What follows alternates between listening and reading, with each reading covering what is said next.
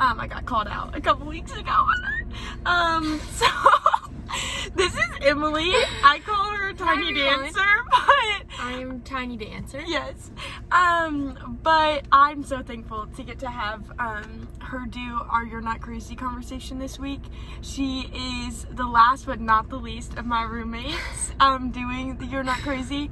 And I was praying about just this conversation. I'm praying about your heart, and I think what you teach me is like what refinement looks like in faith, that like we talk, because I didn't know you before, but I know you now, and it's like seeing how you steward what he's taught you so well. Like nothing's lost in that. That's sweet. So I love it. 7 in the morning and Tamer's gonna make me cry. Well, one, we both have matching nails, and so our prayers like that this would just be sunshine to you and fun little hair. Good morning.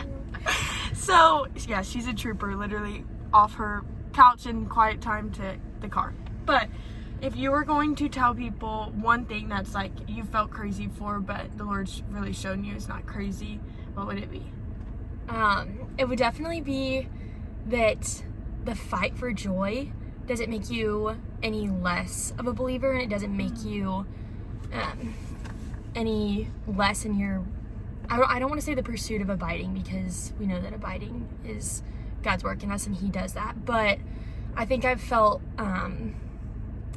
that like the fight for joy has, if you, in comparison, is the thief of joy, but like if you're gonna look at other people around you and you're gonna like look at their walk with God and almost like measure yourself up to why do they look like they have more joy than me, or like why is my fight for joy uniquely difficult. I think I've just felt him like whisper that it's okay, that he's with me in the fight for joy. And I think that, first of all, we have a terrible definition of joy. Like your textbook definition says like happiness and excitement. I was looking at that the other day, just because I want to understand better like what joy is even supposed to look like in my walk with God.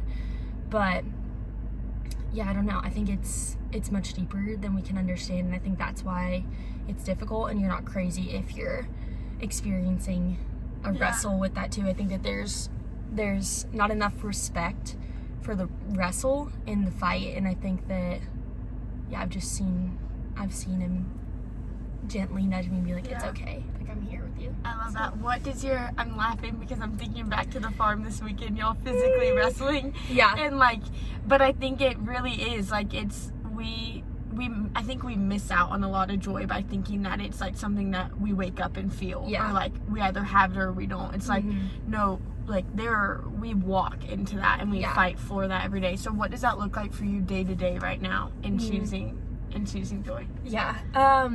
Well, another little thing, I think the phrase like choosing joy, it's a good phrase. So when people tell you, if you've had people tell you like, if you're explaining something and their first gut response is like choose joy, and you feel a little stab in your heart because you're like, oh, what does that like, what does that mean, like what does that look like?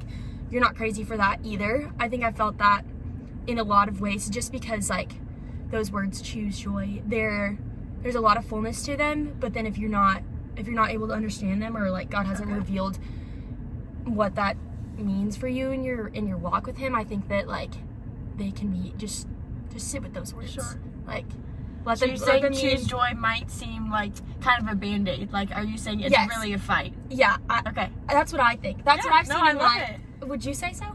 I think so. I think the seasons where it's like fun to choose joy, then choose joy works great. Like you get that your advice and you're like, I received that. Like I'm gonna choose joy today.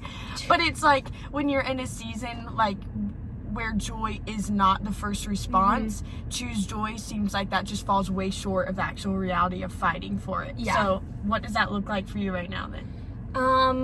That's a great question. I would say that I wouldn't want to say like I'm in a season of trial because that sounds so drama.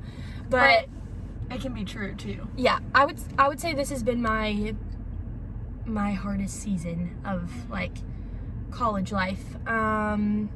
And I think that I've just had a lot of mornings, a lot of nights where I'll almost like cry out to the Lord and just ask him to gift me joy. Like, I'm like, I don't understand how I can't, like, to me, in a lot of ways, it's almost felt like I'm scraping for it. Like, I don't know how to get it, and I don't understand why, if I'm, like, abiding and I'm spending my time with him, and, like, I deeply trust that he has it all in control, like, why I can't just, like, slap on a smile, or why I can't be joyful in certain situations. And I think that I'm quickly learning that, like, superficial happiness is not the same thing, and that, like, for me, joy in a lot of different trial has been, like I said, the deep trust, the trust that he's holding it, and that, like, beyond what I feel in moments of, like, struggle,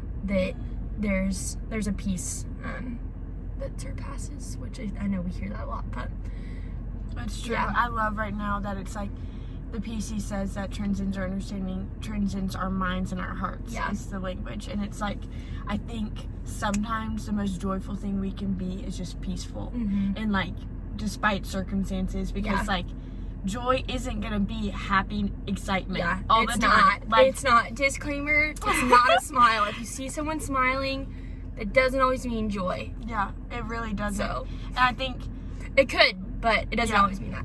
well, and I think bearing yourself, like, you do that so well at the house. It's like, you don't show up and, like pretend that something's different than it's not. But I think it's like, that is a really, I think it's like a vulnerable bravery, because you can't actually get to the place of joy, which is recognizing your circumstances. I think, like, recognizing them, but choosing to fight for it regardless of those.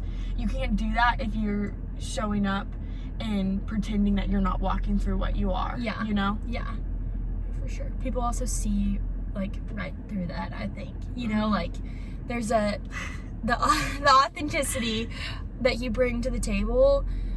I mean, I think joy, like, it's like if you break something and there's cracks in it and the light shines through.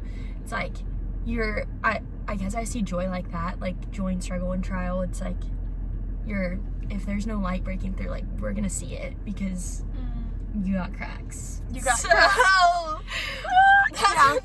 I mean, if you want to come to our house, we are, like, true bear it all people. Yeah, we are. For But sure. I think we're all blessed because of it. It's like, okay, doing life, we sell ourselves short by thinking that it's just about happiness. Yeah. And it's not that there's not true joy in those four walls. For like, sure. I mean, For too sure. much. Oh, yeah. Not actually too much. I don't think you could ever have too much joy. But I don't think so. I'm learning. I don't think so. But it's like, you fight for that. And so it's like, okay, we've all had maybe terribly long days sometimes, but we come home and it's like, okay, we're going to talk about those things, but then we're still going to blast music and enjoy, because, like, those things happen today. We can't do anything by dwelling on them. What does surrender look like for you in Fighting for Joy? That's such a good question. Can you repeat it? Yeah. Can you say it again? So how do you see surrender playing into the fight for joy? I'm an internal processor, so Cambry just asked me a big question, and now I have to answer it on this camera.